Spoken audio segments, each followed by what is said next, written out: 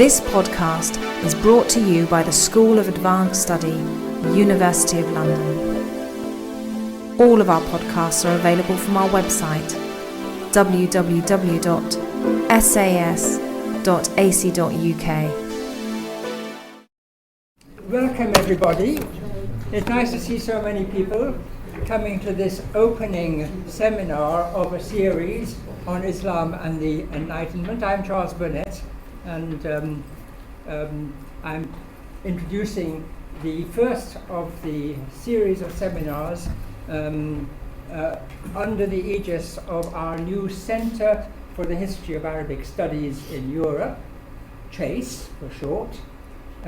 We had our opening conference on translations of the Quran on March the 16th, and so we're just getting going with this new centre, which we have been able to set up at the Warburg Institute, thanks to a generous donation from the Dean's Development Fund, which has enabled us to employ Jan Loop, who is introducing this seminar series, as our coordinator for 2 years, and has enabled the co-directors, myself, Charles Burnett, and Alistair Hamilton, to, together with Jan, to develop the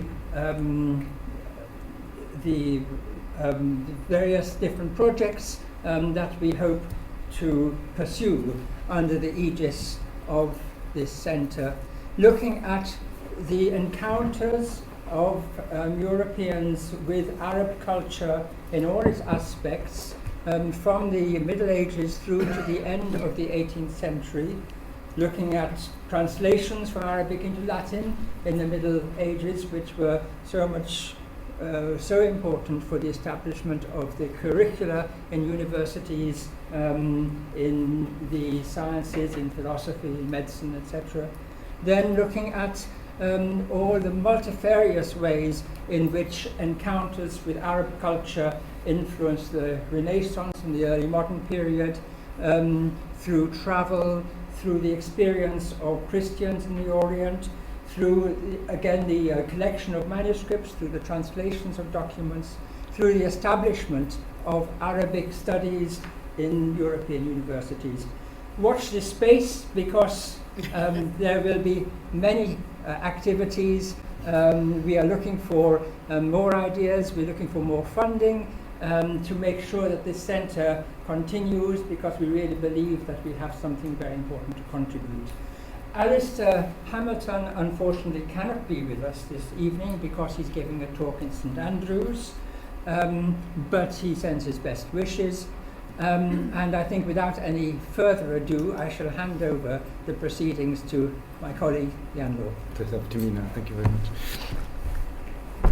Thank you, Charles, for this introduction.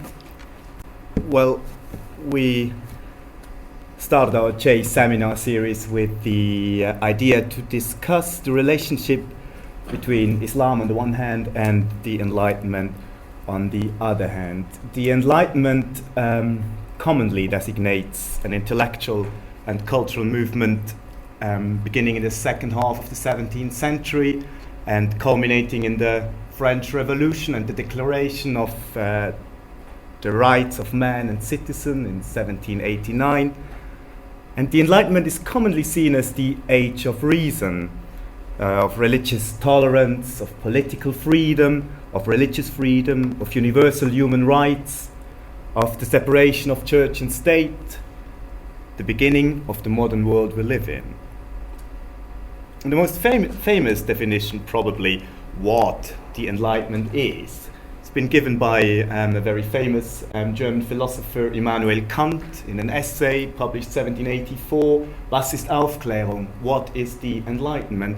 And Immanuel Kant gave the following definition of the Enlightenment. The Enlightenment is mankind's final coming of age, the emancipation of the human consciousness from an immature state of ignorance and error.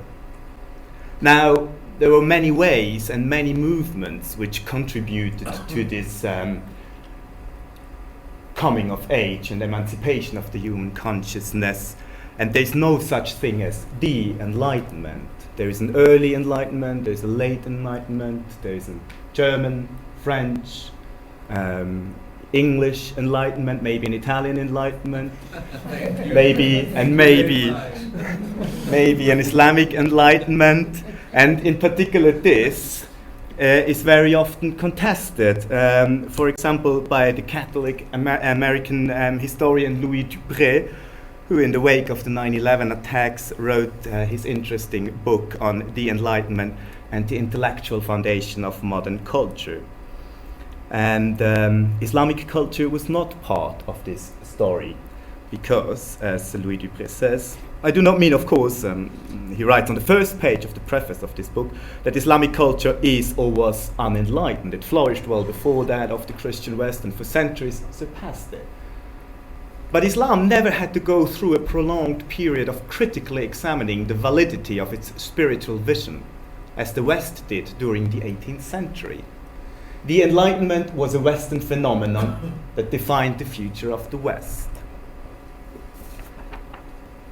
Now, Dupré's argument is very popular. It's a very popular explanation for a conflict between a civilized, rational, and secularized West, Western or Christian society on the one hand, and an irrational, religious, and medieval Islamic culture that is stuck in an age of darkness on the other. And the concept is remarkably common and widespread, not only in more general public conception, but also in scholarly literature, as we see here, or as we see in this example in the recent edition of the Encyclopedia Britannica, we read, the West had experienced the ages of Renaissance, Reformation, and Enlightenment, whereas the once flourishing Muslim civilization had for a long while been at near stagnation point. Stagnation is an important term here. Stagnation point despite its remarkable artistic achievements. So I think one of the more important or more interesting objectives of JACE, of our initiatives with the Center of the History of Arabic Studies, is kind of trying to uncover the discursive history of such commonplaces and to see where they originate. And as we will see later, this idea of history as being a competitive process between or characterized by a progressive Western civilization and a stagnating Islamic East, on the other hand, has its origin in the 18th century during the Enlightenment, where the idea of historical progress first was formed. And I will come back to that later. But before this, I would like to draw your attention to a more recent controversy concerning this dualistic historiographical idea, a controversy that broke out in the 1990s in Germany, in Islamic studies in Germany, when a then young professor for Islamic studies in Bern, in Switzerland, published 2 articles in the renowned journal Die Welt des Islams in 1990 and 1996. It was Reinhard Schulze who challenged this black and white categorization and presented some unprecedented ideas on what he called the Islamic Enlightenment, die islamische Aufklärung. So the title of one of his articles was Was ist die islamische Aufklärung? What kind of referring to Kant's essay Was ist Aufklärung? Schulze was clearly influenced by Edward Said, and his argument was primarily a historiographical critique. That means a critique of how we perceive or write history. And what Schulze was criticizing was the exclusion of the Islamic world from the historical process we discover in Europe since the early modern times. So Renaissance, Enlightenment, modernity, that was the point. And Schulze's main argument was, 20 years ago, that the Islamic 18th century is more or less unreadable to us. So he said, like, okay, we know everything that happened in the European 18th century. We're very well informed. We've done so much research, but we hardly know anything. We know almost nothing about what was going on in the Islamic 18th century compared to what we know about European history. Would it not be possible and even probable, he said, or he asked, to discover in the Muslim world of the 18th century processes which are similar or even comparable to our own history.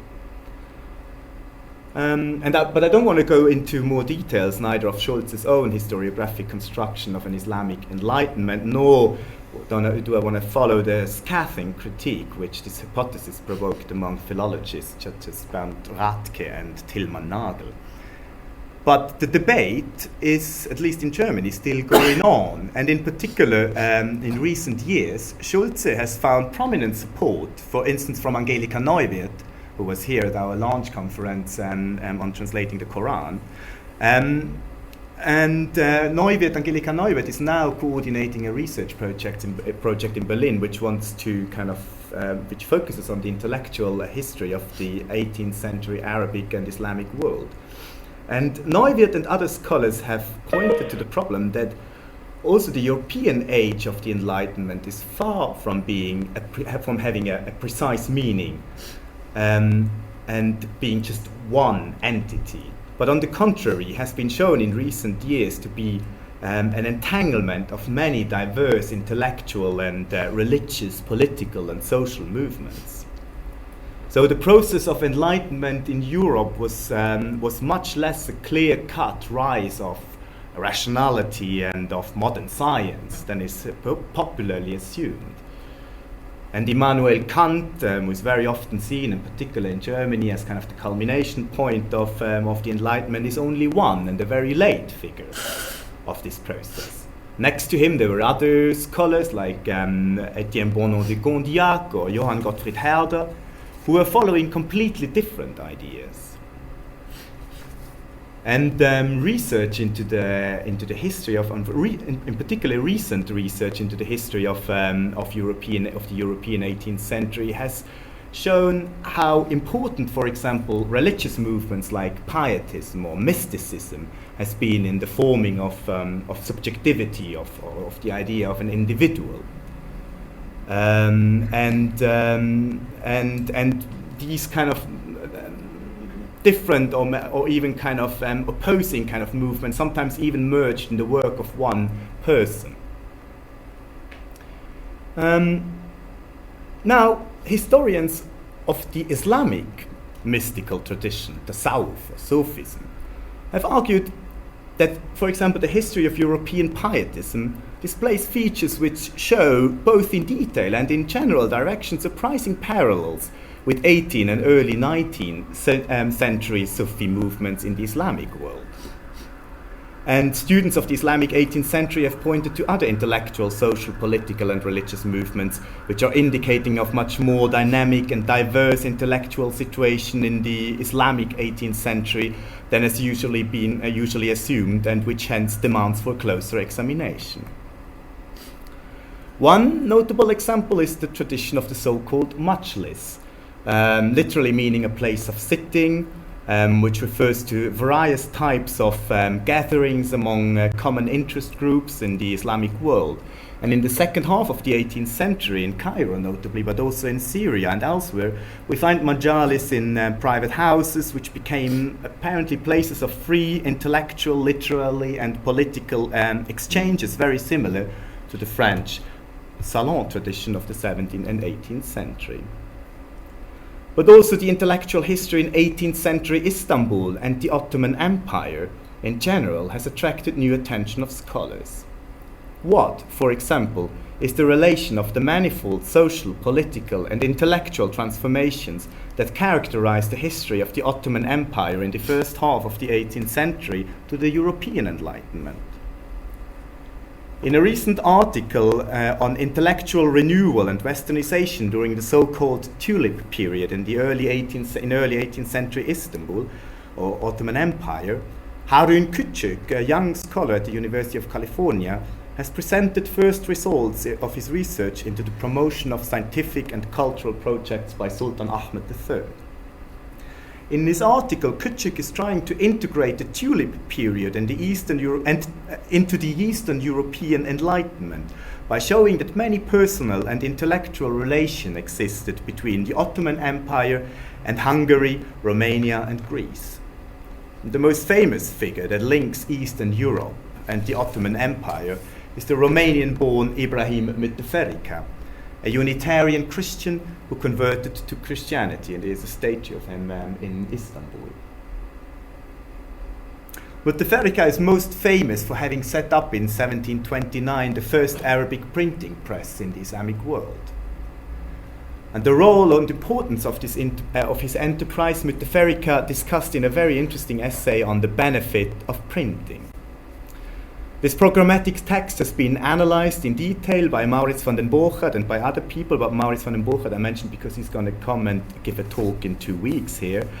And this text, The Benefit of Printing, is a remarkable, is a program of general education and alphabetization, of making knowledge available to a wider, to a greater mass and to the population in rural parts of the Ottoman Empire.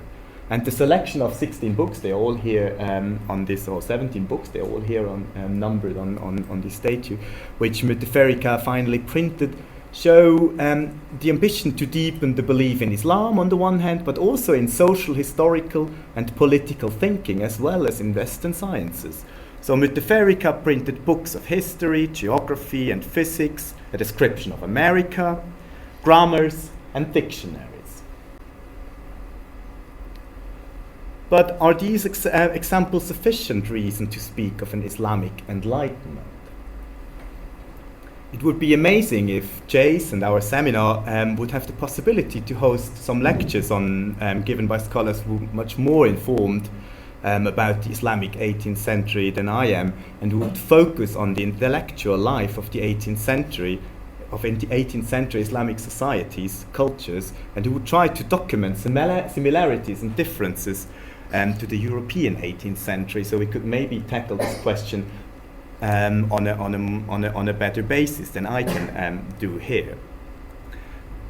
The question we want to address in this seminar and in the coming 4 seminars in May is concerned entirely with Europe. Precisely, we want to address the question, how did European enlightened thinkers themselves perceive the Islamic world? Did they think that Islam was part of their project, these enlightened thinkers?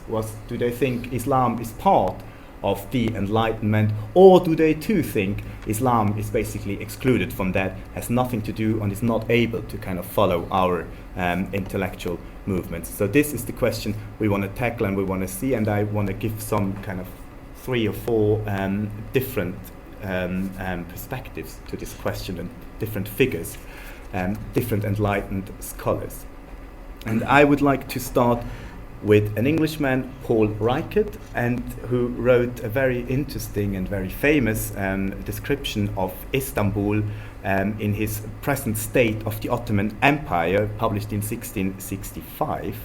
And if we hold on the principle that the critique of religion and of superstition is a central feature of the Enlightenment, then Paul Ricoeur's description of Istanbul gives the impression that Istanbul at the time was the most progressive and most radically enlightened place in the world. It is hardly believable, Ricoeur there says, how far atheism has spread itself in the Ottoman Empire. Ricoeur, in his famous description of the Ottoman Empire, gives a detailed account of a popular Turkish atheist group who, according to Ricoeur, formed a clandestine movement calling themselves Muzarin, which signifies, I quote, "the true secret is with us," which secret is no other than the absolute denial of a deity. That nature, or the intrinsic principle in every individual thing, directs the orderly course which we see and admire. So it's kind of a form of Spinozism he kind of found in Istanbul. It is strange to consider, he continues, what quantities there are of men that maintain this principle in Constantinople, most of which are Qadis and learned men in Arabian legends, and other are renegades from the Christian faith. Oh, I'm sorry, from the Christian faith. Well, whatever. Word of such widespread free thinking and atheism in Istanbul was picked up by Pierre Bayle and other radical writers with greatest interest, as Jonathan Israel has shown in his recent book, The Enlightenment Contested. Bayle and his colleagues argued that there was a persisting underground tradition in the Islamic world which was based on reason alone, which was monistic and radical in its critique of positive religion. This rationalist and skepticist undercurrent, Pierre Bayle argued, surfaced now and again in the history of Islam, most prominently in Al-Andalus with Ibn Rushd, or Averroes, the great philosopher from Cordoba. And as Jonathan Israel will certainly show in more details in 2 weeks when he's going to give his talk here, English, French, German, Spanish and Polish freethinkers and radical critics of religion were eagerly pointing out evidences of freethinking and atheist movements in the Islamic world.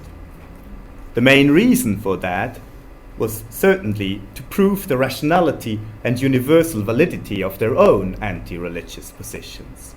So they would argue no matter in what cultural, religious or historical context a rational human being, as far as it was rationally thinking, would necessarily come to the same kind of anti-religious conclusions. This is also true for the one Christian movement of the Enlightenment that showed the most sympathies for Islam. What is commonly labeled as anti-Trinitarianism, Socinianism or deism, originated in the 16th century already and grew during the following centuries into a very powerful critical movement that profoundly challenged central Christian beliefs. In particular, the orthodox dogma of the Trinity, so the idea that God Father, God Son, and the Holy Spirit are one, so that you get like 3 gods for the price of one. And this Trinitarian dogma, as you know, is one of the major theological differences between Islam and, which is a very strong monotheistic conviction, and Christianity. But not only Muslims had a problem with this Trinitarian concept, but also Christian scholars and historians like Miguel Servetus, who was famous for having been burned by Calvin in Geneva for his ideas, John Toland or Hermann Samuel Reimarus, all of whom and many more tried to prove that the Trinitarian idea was a very late invention and had no basis in the actual teaching of Jesus, and were not part of the belief of earliest Christianity. Many of these anti-Trinitarians saw in the Prophet Muhammad a reformer of the original Unitarian form of Christianity, and they openly declared Islam to be the more rational, less mysterious, more natural religion than contemporary Christianity.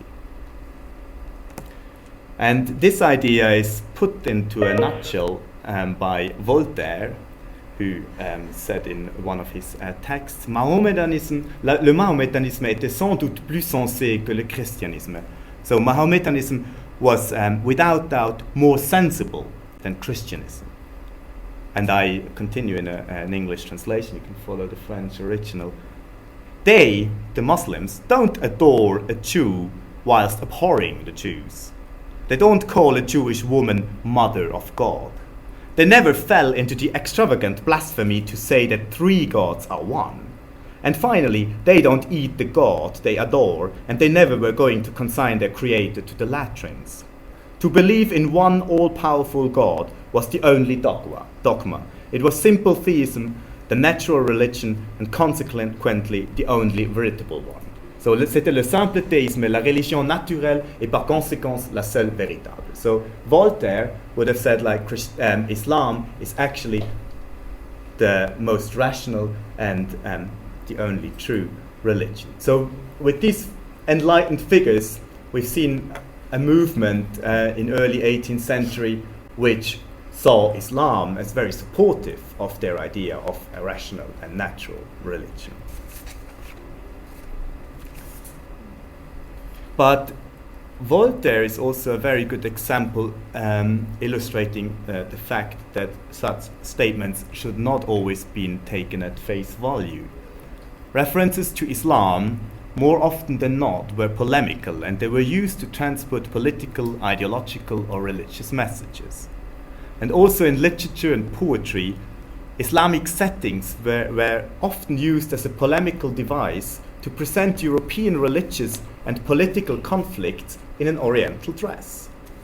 In famous texts like Montesquieu's Persian Letters, such conflicts were stripped of their familiar European and Christian attributes and presented in an Oriental context, and were thus critically exposed to the audience.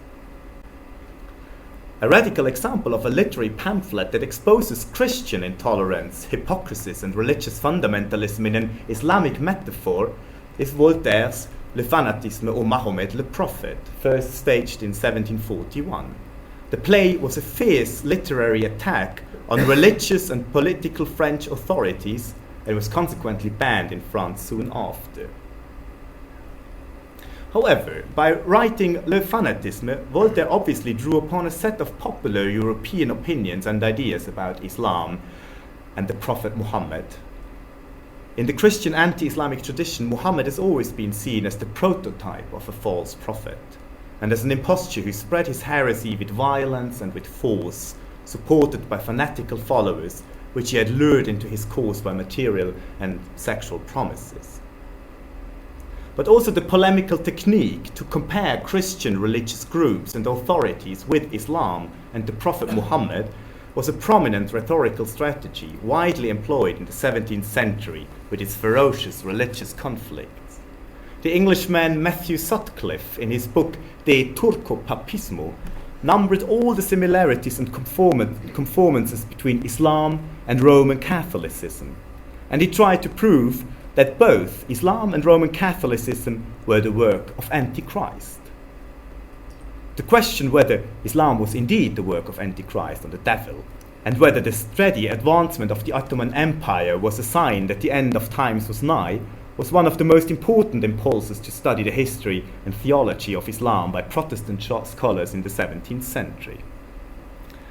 The Protestant tradition of Islamic studies in Holland, Germany, and England was still in the 18th century very influential, and it formed the European idea of Islam and Islamic culture in a very significant way. Simon Mills will, at the end of our seminar series, focus on Arabic studies in 18th century England. And I would like to spend the rest of my talk focusing on Protestant Dutch and in particular German tradition of 18th century Oriental studies, for it is in this context that we can find the origin of the idea discussed at the beginning of this talk, that Islam and Enlightenment don't go together. The man I would like to focus on at the beginning is the famous German Orientalist Johann David Michaelis. Michaelis was a shooting star in the mid-18th century public of letters, winner of the prestigious award of the Prussian Royal Academy with an essay on the influence of opinion on language and of language on opinions. Another of Michaelis' great achievements was his introduction of Robert Lowe's book on Hebrew poetry on the continent. Michaelis was an enthusiastic promoter of the idea of biblical poetry, and by doing this he was of greatest influence to another important figure of the German Enlightenment, Johann Gottfried Herder. Herder is a fascinating figure, in particular for us historians, as he is rightly said to be the founder and father of the school of historical thought. It is in this circle of Protestant biblical scholars that the idea developed to approach the Bible with the same categories and concepts as we interpret the antique mythology of other peoples and traditions. Rather than the Word of God, the stories of the Old Testament were oldest documents of the human race, älteste Urkunden des menschlichen Geschlechts, Herder called it, written by people on an infant or a mythological state of thinking. Without going into details here, I would argue that the concept of a progressive historical development of the human race that followed the individual development of a human being from infancy to adulthood in language, in cultural expressions, and in reasoning was profoundly influenced and shaped by the long tradition of Protestant Oriental scholarship and biblical philology. One important element of this One important element of this is that it was a common idea among Protestant biblical scholars in the 18th century that Arabic, and not Hebrew as was the Orthodox position, was actually the oldest language and closest to the language spoken in Paradise. I've been discussing that in more detail in a former talk. But the Arabic language among these Protestant scholars, and in particular in the work of Michaelis, was seen as an archive of the history of the Orient, because they argued Arabic has hardly changed over time, and it has preserved the original purity and strength and sensibility of the original language. But this kind of unchangeability and this conservatism is not only true for the Arabic language. The Arabs, Michaelis and Herder and many of their contemporaries argued, the Arabs would be by nature conservative, ahistorical, unchanging. They would preserve their oldest customs, their manners and their language. And it was exactly this idea that the Arabs stand outside history, that they are stuck in ancient times without progressing and developing. It was this idea which was the reason for Michaelis in 1756 to write to the King of Denmark and to ask him for financial support of a scientific expedition into the Arabian Peninsula.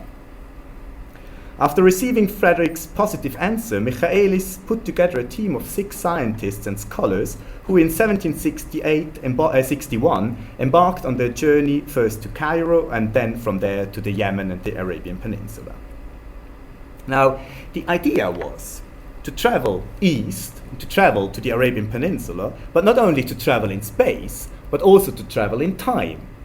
Because they thought if we travel to these peoples who are stuck in kind of in time, we can find out the historical context of, for example, the Old Testament and the biblical the text of the Old Testament, but not only the cultural context in which these texts were set, but also the historical and the linguistic context. So it was one objective of this expedition to, for example, find out how, with natural reasons, for example, the crossing of the Red Sea by the Jews was possible, because in the 18th century it was not conceivable to have been a miracle, but there must have been natural reasons. So that was one of the objectives. But the other objective was also to describe the manners and the customs and the culture of the living Arabs, and in order to give us an idea of how in biblical times people would have lived.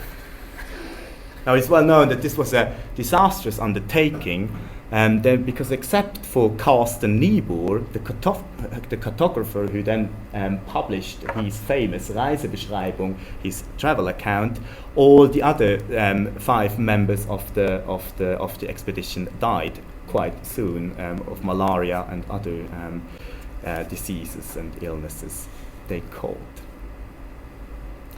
But what were the reasons for this alleged stagnation and unchangeability of Arab culture and language in the eyes of Michaelis and his contemporaries? There is a whole setting of reasons Michaelis brings forward to explain this. And one reason that is always been brought forth in the 18th century is climate. Climate is a very important argument. It was warm, and where it is warm, people are lazy, so nothing happens. Another argument is that allegedly the Arabs would have never been kind of in contact. They would have been confined to their Arabian Peninsula over thousands of years, and that they've never been conquered by other nations, and so that's why they never really mixed and their language never changed. But there are other interesting arguments Michaelis brought forth, and one of it is the separation of gender. He argues repeatedly that the separation of genders in Arab country would have a negative effect on their development. because he says men would be pushed to refine their manners and their form of communication when they are surrounded by women. And so the presence of women, Michaelis argued, would have kind of a civilizing effect on men and also on whole societies, and would be very important for cultures to develop and to progress. But the most important reason, Michaelis argued, why these Arab societies would not develop and progress is to be found in religion. This religion, Islam, has had very bad political consequences, Michaelis writes in his own journal, Orientalist and Exegetische Bibliothek. Perpetual revolutions of states, always followed by misery for the people, nowhere true freedom and happiness as we have in Europe. We now see not one Muhammadan, that's what he says, Muhammadan state happy, not even powerful. And why is that so? Here Michaelis comes up with almost the same argument as the 21st century historian Louis Dupré, which I quoted at the very beginning of my talk, had brought. Namely, that Islam and the Quran have never been subject of historical critique, like the Bible and the Christian West. I believe, Michaelis says, the reason for this stagnation, is that Islam can't stand any form of critical examination. Yes, indeed, prohibits it completely. Scholarship was never admitted in theology. Nobody was ever allowed to conduct a historical critique of the Quran. Such an ignorant religion full of enthusiasm will always bring about misery and will make nations like heaving oceans. Now, it is not our purpose here to judge these approaches to Islam as we find them in the writings of European historians and Orientalists since the 18th century. However, it is nevertheless interesting to see the context in which these commonplaces originate. Michaelis, I said, counts as an important figure of the European Enlightenment, as one of the fathers of historical thinking and historical critique of the Bible. But Michaelis, like most of his enlightened colleagues, was still deeply rooted in Protestant theological tradition, and his major aim still was to defend Christian religion and to prove its superiority. Now, in the second half of the 18th century, on the peak of the European Enlightenment, this was not an easy task to do. The divine inspiration of the biblical text had been radically questioned already. The miracles of Jesus could not stand the test against new scientific concepts of nature, and the discovery of numerous different forms of religious practices and beliefs in the last corners of the world have made it very doubtful that Christianity of all should be the only true religion. However, for Michaelis, the conviction that Christianity had been the basis and frame that made the project of the Enlightenment possible was a central argument why Christianity was, after all, the true religion. Because the Enlightenment and the human perfection and blessings it promised was a product of Christianity, and Christianity alone, he argued. And obviously this apologetic argument would not apply if the Islamic world would be permitted something like an Enlightenment too. To come to a conclusion, I think that we can see here very clearly how much ideology is involved in all these questions about Islam and the Enlightenments. The ones who claim an Enlightenment in Islam, like Bale, Voltaire, Schulze, and the scholars who contest this idea vehemently, always seem to follow a very clear-cut ideological and political aim. And it was this ideological bias, and with these remarks I would like to conclude my lecture. It was this ideological bias which another great enlightened scholar, Johann Jakob Reiske, questioned now and again. Johann Jakob Reiske is probably the greatest Arabic scholar the 18th century has seen, and he was an outspoken critic of Michaelis, his scholarly methods and his approach to Islam. Reiske not only fundamentally questioned the idea that the Arabic language would have been unchanging and would be reminiscent of the original language of paradise. This did not only contradict his own ideas of how language was formed and how they grew and developed, but it did of course completely contradict the empirical reality which every European student of classical Arabic immediately realizes when he arrives in Morocco.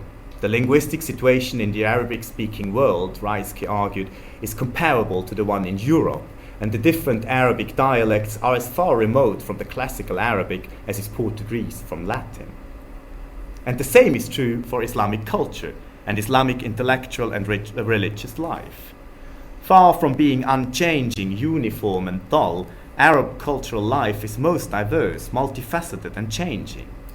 Arabes homines sunt nobis similes, the Arabs are human beings very similar to us, is a claim Reiske repeatedly threw into the scholarly debate. And there, he says, there is no absurd idea brought forth in Europe which would not have appeared to an Oriental mind too, he said in an inaugural lecture from 1747. For Reiske, there was no such thing as an insurmountable gap between European and Oriental intellectual culture. Arab culture and history was as rich as is the European history, and Reiske even draws on an explicit parallel between the skeptical and critical thinking of the European freethinkers like Bayle and Voltaire and similar movements in the Arabic world.